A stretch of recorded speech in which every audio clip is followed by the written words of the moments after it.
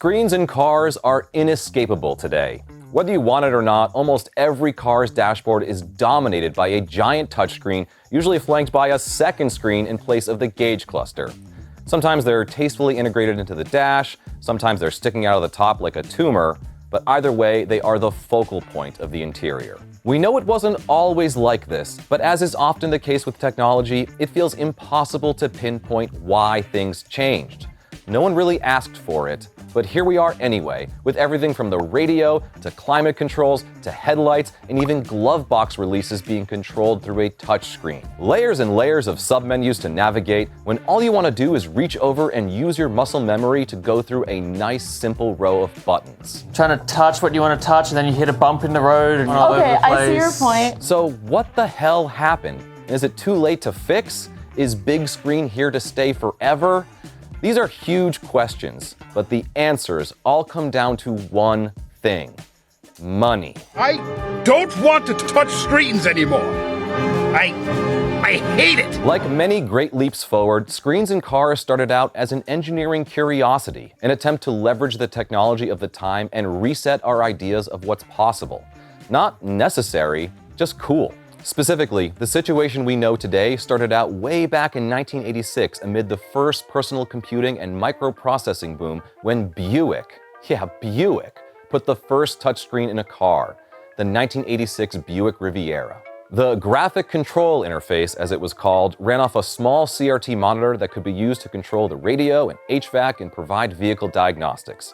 It looked like a cross between a Vectrex, look that up, and an old ATM monitor. And while it was a massive innovation, it was honestly too ahead of its time. Drivers found it confusing and largely rejected it, and a few years later, GM just gave up on touchscreens entirely. Aside from TVs and conversion vans, screens largely vanished from cars in the 1990s as the underlying tech continued to mature. But by the dawn of the new millennium, they started to come back as a marker of luxury. BMW made waves when it dropped the first iDrive system with a screen in the 2001 7 Series, and even though it had a rotary knob controller instead of a touchscreen and was buggy as hell, it opened the floodgates. Through the 2000s, screens slowly and surely began to pop up in more and more cars. They were small at first, very basic in functionality and design, the Palm Pilot to your modern iPhone. That also mirrored what was going on in society at the time. Tech was increasingly important, but still on the margins of a normal person's life, not this pervasive, inescapable force. I think the best example of this is how Volvo introduced pop-up screens that rose out of the top of the dashboard in the early 2000s. There when you need it, hidden away when you don't. But that didn't last because of a confluence of factors that might surprise you. The first one is actually the opening up of GPS for civilian use in the 1990s. A decade later, Garmin and TomTom GPS devices were suction cupped to the dashboards of millions of cars, as automakers' own systems were still in their infancy and limited to high-end models. They saw us latching onto the tech and assumed that we wanted more of that from the factory. You see this in a lot of industries, not just cars. A smaller company solves a problem that the big guys haven't, and suddenly everyone is all in on it. The next was backup cameras. These didn't become mandatory in new cars until 2018, but they first appeared in America in 2001 on the Infiniti Q45 of all things. Also seemed unnecessary at first. I mean, whatever happened to turning your torso and throwing your right hand over the passenger headrest? But they emerged at a time when cars started getting bigger, with higher belt lines and thicker pillars for crash safety that also cut rearward visibility. It wasn't long before they felt like a real necessity. And if you're gonna put a screen in a car for that, why not have it do other things?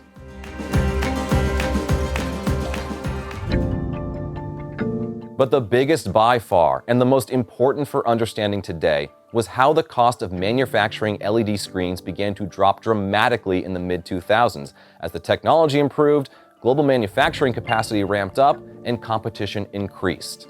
Think of how much a flat panel TV cost in 2005 versus 2015 versus today. And this also mirrored an ongoing trend in society where things that were once considered luxuries like microwaves or TVs have gotten dramatically cheaper, while the cost of essential basics has stayed flat or risen. Oh yeah, and then this little thing called the iPhone launched in 2007, but we'll get to that. And then what happened in 2008? The global economy fell off a cliff and the auto industry was decimated. Companies went bankrupt, Brands were killed, RIP Saab, lineups were culled, and a relentless focus on cost savings took over that continues to this day. The thing about buttons is that while they seem like the most basic of tech, they're now actually more expensive than screens to manufacture at scale when you think about the material, the mechanism, the wiring, and even the complexity of designing a dashboard to account for different options being available on certain trims or in certain international markets. This wasn't quite as true 15 years ago in the wake of the Great Recession, so automakers moved slowly, as they often do. Even in the early 2010s, if a car had a screen, it was flanked with redundant buttons for nearly every important function. The software and hardware had improved, but it wasn't keeping pace with smartphones, and most automakers were careful to present it as a second layer of control and customization, not something you'd absolutely need to interact with every time you got in the car. But again, we hit a perfect storm by the middle of the decade. In 2012, the Tesla Model S debuted, and it looked like the future, thanks to its massive 17-inch portrait-oriented touchscreen in the dash and nearly button-free interior. The rest of the industry wasn't about to pour money into developing their own EVs, at least not until Musk built them a charging network, but they immediately took notice of the screen for two reasons.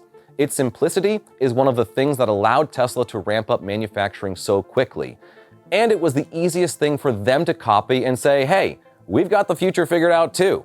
Of course, this is ignoring an obvious downside to screens that we've all come to recognize. You can't operate them by feel. Ask anyone who used to text in T9 with their flip phone in their pocket. Speaking of which, smartphones. Our phones were becoming more and more essential in our lives. The app economy was booming, and they kept getting further ahead of the processing power that could be put into cars, given the development timelines and tolerances that cars have to work with. And even if cars could keep up with phones, most people keep cars a lot longer than their phones. That's why Apple CarPlay and Android Auto were immediate phenomenons when they were introduced in 2015. They convinced a lot of people who were skeptical about automakers' own efforts that a screen in a car was a good thing, even if it was just mirroring their phone. That also gave automakers a few critical years of air cover while they continued working on their own operating systems to ramp up to what we see now. I mean, how many people do you know that never even interact with their car's native OS? By the way, I gotta say, Apple played another role here when it killed skeuomorphic design in the iPhone's OS in 2013. Skeuomorphism is the philosophy that a digital representation of something on a screen should look like the real thing. A folder, a clock, a notepad, whatever. And as the rest of the tech industry followed Apple's lead, you can draw a dotted line from that to the rise of no-rules digital gauge clusters. 2018 is when backup cameras became mandatory, and while there weren't many cars that didn't have one by that time, that cemented a literal legal mandate for every car to come with at least one screen.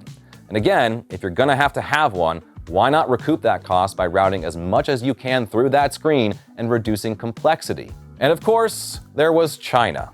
By the late 2010s, automakers were viewing China as a massive growth market as the country's economy surged and Chinese OEMs lagged behind. It's funny how it's the opposite now. And you know what those buyers love? Screens. That's a common refrain today, but you could see the signs back then. Just look at how Volvo interiors went nearly buttonless in the 2010s after the company was bought by Geely. This brings us to the current era. The COVID pandemic was obviously a massively disruptive event, and it coincided with automakers making enormous investments into electric cars. EVs have more software than ever, and they're collecting and transmitting more data than ever. It's technically possible to build a full software-defined connected car that's full of buttons, but it's a lot cheaper to route all that complexity through a screen. You seeing a trend? A few years ago, automakers also recognized that screens unlocked a new revenue opportunity that was popping up all over society: subscriptions. When features are digitized, whether or not they require a data connection to operate, you can software gate them, or charge people an ongoing fee for the data usage, and people are less likely to balk at it. Less likely. So that's another incentive to screen it up.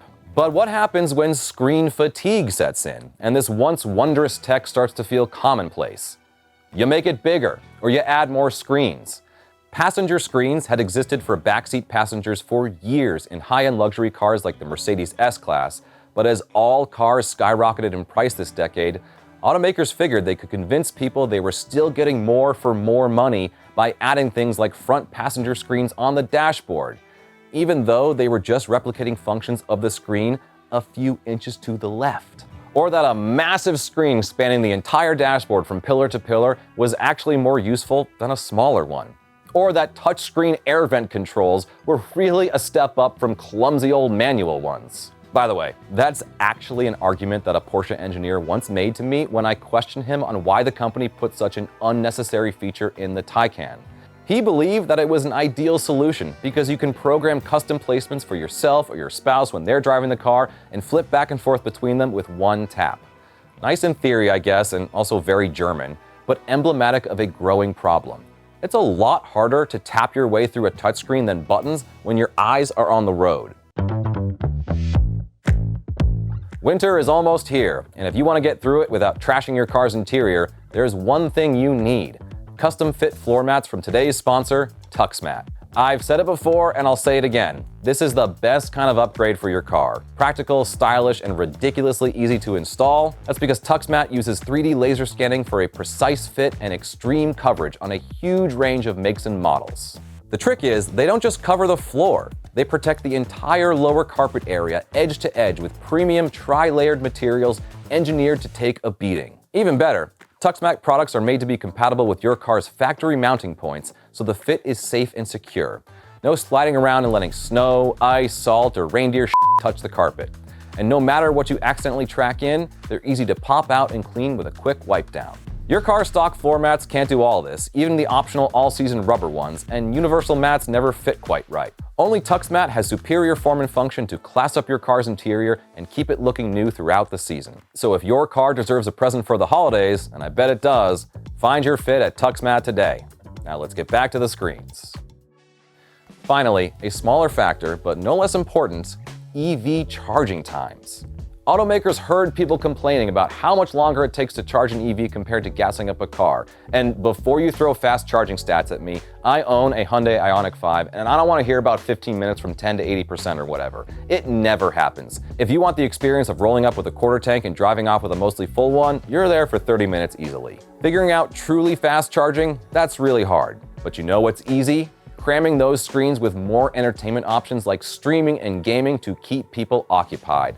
This is why the BMW i7 has a freaking movie screen that folds down from the roof in the back seat. As if we don't have computers in our pockets with the exact same capabilities. All the while, the backlash was growing.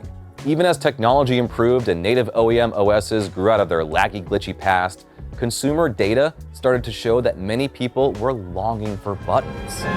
Big, chunky buttons! They're easier to use, they feel safer, and they force automakers to make more creative and thoughtful design choices around them rather than simplifying interior design down to this stifling minimalism.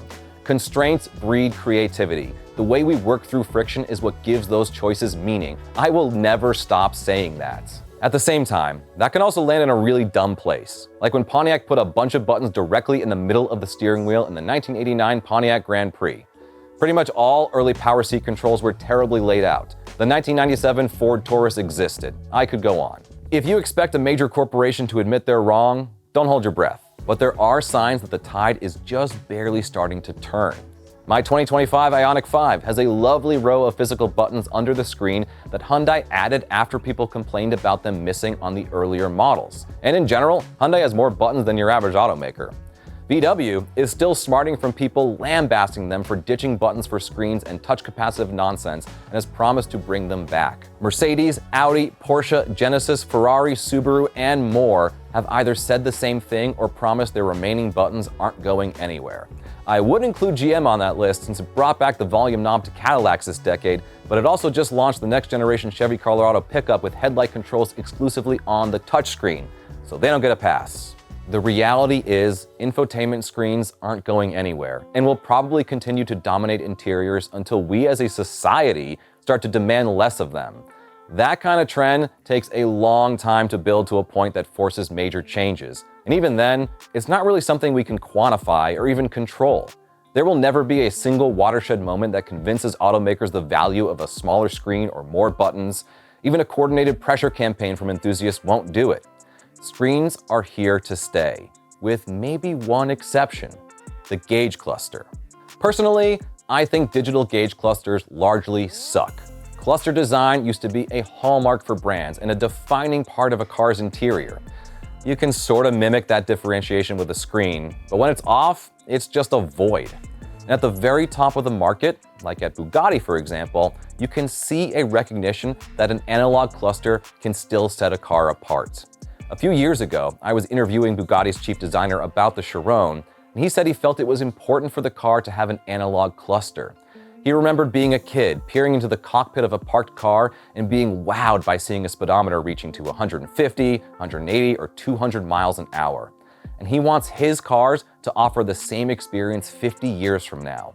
That sense of wonder isn't worth trading for the flexibility, convenience, and cheaper cost of a screen.